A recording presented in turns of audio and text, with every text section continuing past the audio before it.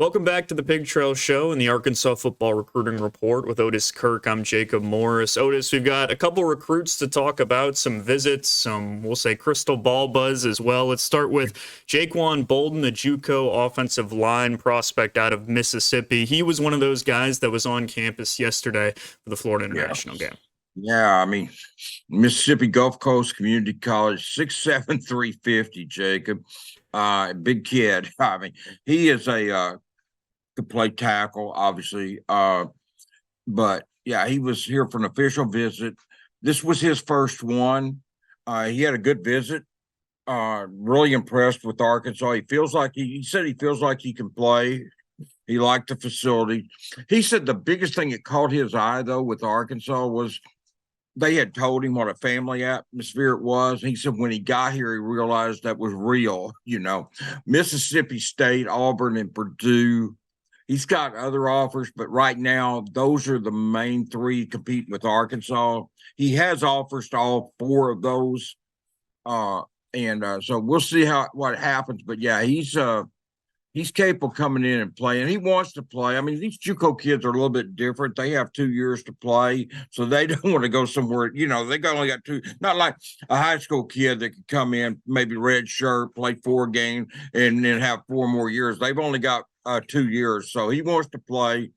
And he looked at the situation. He feels like he can help Arkansas, and so I like that kid. He really nice kid, and I like him as a player, and I'll have a story on him today.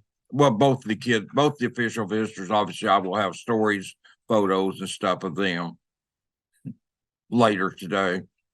Awesome. And speaking of another JUCO visit, Gregory Jen Ross, a Mississippi tight end as well. Mississippi State definitely in play for him as well. Also on campus, and tight end, we know position is strength right now for Arkansas, but a guy that could also potentially come in and help the Razorbacks. Yeah, he's 6'7", 230. Was all Jayhawk Conference tight end up there at Dodge City Community College in Kansas. Made first team all conference, 17 catches, 162 yards, 2 touchdowns. He said that he couldn't believe the difference in facilities in Arkansas and JUCO. He said a lot of difference in facilities. And I've been to Dodge City Community College. There is a little bit of difference in the facilities, but he's originally from the Bronx in New York, played at John F. Kennedy High School up there. So a long ways from home, but yeah, West Virginia, Houston, Mississippi State. You mentioned Mississippi State. They're really in play. Arkansas, Mississippi State, Auburn, or I don't think Auburn's mentioned with this kid, but those are 3 SEC schools that are getting mentioned with a lot of JUCO kids. I think what's happened on this, Jacob, is, Arkansas, all of these schools kind of go away from JUCO for a while because of the portal, and JUCO was getting ignored. But what's happened is high school kids too, a lot of the good ones are getting ignored. They're going to JUCO, so there's some good talent at some of the JUCOs in Arkansas and some of these other SEC Freeze and the coaches. Mississippi State right now don't have a coach, but they offered these kids when Coach Arnett was the head coach. But they're realizing there's some talent there at JUCO, and it's not just the portal, not just high school. You can get some talent there. Amari Wiggins came from last year from Coffeyville. Even the kid last weekend, the Blackstock kid, he was at Coffeyville before he went to Michigan State. So JUCO's making a return to the recruiting after about 2 or 3 years of it kind of getting phased out for the most part. But it's been more of a priority at Arkansas this year under Sam than probably since his first year, at least. They are making a effort to recruit the JUCOs and feel like there's some good talent there. And both of these kids that came in this weekend, one of them 6'7", 350, the other was 6'7", 230. Obviously got the size to play. I mean, and I saw them both. I saw them both, if I could talk. I saw them both in person, and they're really good-looking kids. The size is close to legit, and I feel like they could help Arkansas. We'll see where they're at, because I think right now, if I had to guess, I would say they probably have a better chance at Greg than they do Jquan, simply because I think Greg is not going to take maybe as many visits as Jquan does. Jquan told me he's going to take maybe up to 5 visits. That's what he's allowed.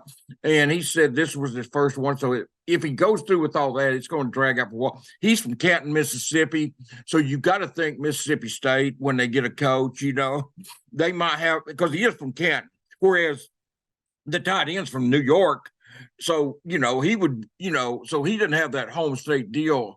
But we'll see. I mean, Jquan was willing to, he could have gone to he could, he could still go away. We'll see. I mean, but I like both of them. And I think both of them could help Arkansas. Right. I think Jquan probably more of a priority. If you're asking me, because Arkansas needs offensive linemen, unless a lot of the tight ends or something hit the portal, which I don't think they will. But regardless, we found out this year, you lose Luke, you lose Ty Washington. I don't think you can get too many at one position. And Arkansas, I think, no matter whether it's Kenny Guyton or someone else, I think they're going to use the tight end. They caught quite a few passes this year, the tight ends did. And I think that's going to be, that's the way it's going to be going forward too, Jacob. So you can never get too many, and you can play 2 or 3 of those guys at the same time too. I mean, most of them have the speed and the size to flank out and play other positions and stuff. So they're both priorities. I'm just saying, I mean, the offensive lineman, it's obvious Arkansas needs linemen. So that's why I said that's just me talking, that he might be a bigger priority or bigger need. I shouldn't say priority, because that bigger need, I think, because they do need a bunch of linemen. I think they need a bunch of linemen in this class on both sides of the ball. Yeah, it makes sense when you talk about 2 positions, I think, different in stock, right, for Arkansas. You talk about probably the deepest position at tight end. But again, like you said, I think this year is a great lesson in depth is never a bad problem to have, right? You never know who's going to go down versus offensive line, which has been a struggle at times this year. I also think it's interesting you mentioned that Juco emphasis, because Sam was asked about that last week, I think it was, right? And he said exactly what you said. These kids are kind of getting forgotten, right, with the transfer portal and freshman recruiting and NIL and all that stuff, and there's still a lot of talent to be had there. But moving on, you look at a kid that's played against. You look at a kid that's played against Tennessee as opposed to a kid that's played against maybe Hutchins Community College. Obviously, you're going to jump for the kids, but then again, I think people now realize that. Yeah, they haven't maybe played, but there's a lot of kids that are getting overlooked in high school. They're going there, and you won't get on those kids. And a lot of the portal kids have 1 year, Jacob. These kids have 2 or 3 years. So I think that's why Wiggins had 3. So I think that's why I think he's making a big comeback. Yeah. Yeah, absolutely. Moving on, let's talk Charlie Collins, 4-star defensive lineman out of Arkansas. Depending on where you look, the top player in the state. He's been in the news lately. We were talking before we hopped on here because of a whole lot of crystal ball buzz. He committed to Arkansas in April. Now there's news maybe he's looking at Ole Miss. But Otis, he comes back out on Twitter and says, I don't know where that came from. It's kind of a hodgepodge all over the place situation. He said, it didn't come from me. He said, I don't know who you talked to, but he didn't talk to me. And Charlie's been on this show twice, Jacob. Yeah. And people ask me, you think it's real? I mean, look, when I've dealt with Charlie, I've dealt with him in recruiting, written numerous stories, had him on here twice, and just talked to him. And when I've dealt with Charlie, he shot me straight. So if he says that he's solidly committed to Arkansas, or how he didn't say so, he just said that I'm a hog, I believe him.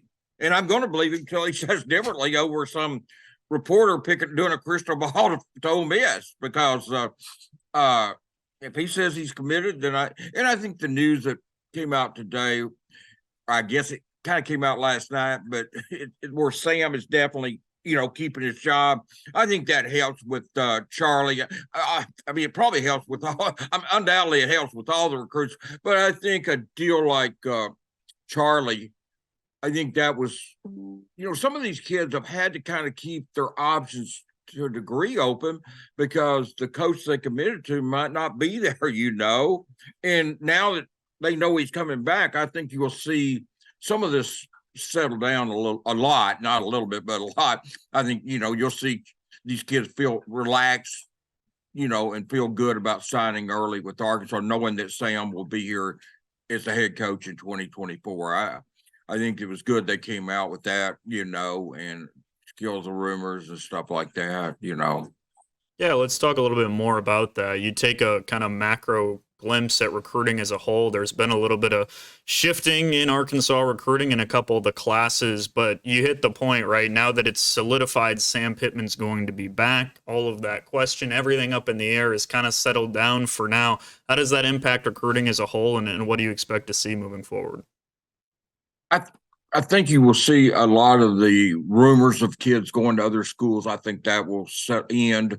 Not saying somebody else might decommit. That's all. That look, schools that have a head coach and are winning are having kids decommit. So it's not like Arkansas is the only school that's going to have kids or have had kids decommit. It goes on all over the country. I mean, I saw a kid committed to Missouri the other day, a few weeks ago, decommitted. So, I mean, and they're what, 9, they're winning. So it's not always rumors, a head coach or whatever. But, I think you see a lot of it settle down. I do think, and I know Sam points to the reporters and the rumors and I made a bad mistake last Sunday. I was in a rushed hurry and wrote something or put something on a message board that I shouldn't have and made a mistake I don't usually make. It was sloppy on my part and nobody to blame but myself, but I had a good source. Source has never been wrong.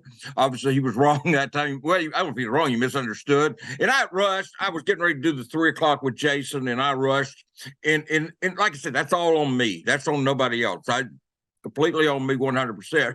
But I think too, I think Sam is also, I think people got to look the product, losing 7-3 to Mississippi State, 48-10 to Auburn. I think that hurt recruiting too. So I think Friday, they need to come out and play a very good game against Missouri. They played good games on the road.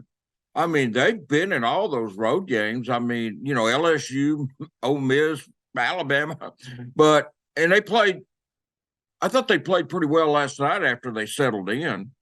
They kind of got that gift first touchdown because Coach went for a 4th and 3 at his own 32-yard line.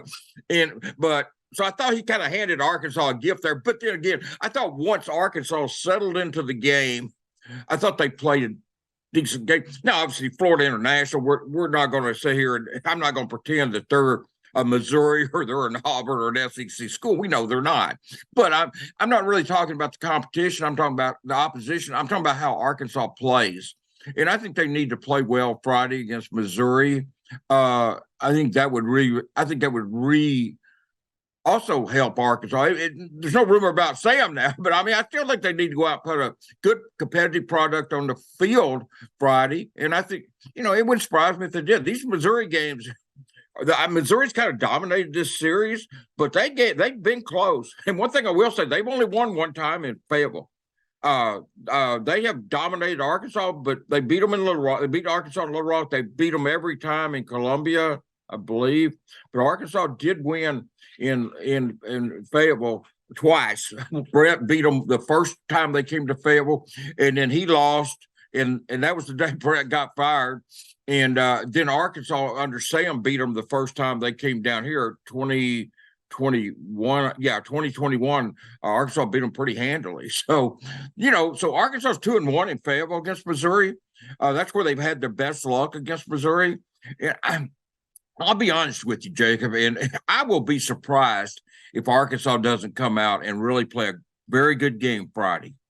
I will be surprised if they don't. I really will. And believe me, I've been surprised to see. I think that it's looking good. You beat Florida. I'm thinking it's Auburn, and then Auburn comes out and dominates them. So I've been wrong. I've been surprised. I've been fooled. But I do think Arkansas will play well Friday. I will be surprised if they don't. In a season where I don't know why I'm surprised at anything, but I do think Arkansas will play well Friday, and they need to.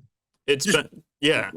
Absolutely. It's been a roller coaster of emotions, up, down, everything in between. Every time you think you've got it knocked down, something else comes up. But I think you make a good point about an opportunity to play well at home, because I think there's a misnomer, right, that the season's over, there's nothing to play for. But we talked about it last week, this exact thing. If you take away the Jacoby Criswell to Isaac Tesla touchdown against Auburn in the 48-10 game, the last touchdown against a Power 5 opponent in Fayetteville came 2 months ago against BYU. So this team like has failed to play to go in the third quarter against BYU, you know. And no, see, I never buy into that. You don't have anything to play for. Man, you've always got your pride, your own self, your self pride about the team. You've got pride. You've got to stop and say, hey, I'm not going to let them come here and beat us. You know, I'm going to kick their butt. So you've always got that. I never buy into this. We don't have anything to play for stuff that I hear people say. That's crap, because you've always got, so if nothing else, you've got your own pride, your own respect, self-respect. You've got all that. You've always got that. I don't care if you're 0-11. You go out there on the field. If you're not playing for your own self-respect, pride, and stuff, then you're misguided anyway. So I don't buy that about nothing to play for. You got nothing, or you got your pride to play for, and you've also got a top 10 Missouri team coming in. Yeah. So if that's not something, I don't know what is. Otis, you want to hit anything else before we go here? Well, just real quick, I'll say, also, Arkansas recruiting against Missouri for a lot of kids, Jacob. Still, they're trying to come after Arkansas's commitments. Arkansas's going after some kids. They're in some recruiting battles, and they'll be in some recruiting battles for the portal.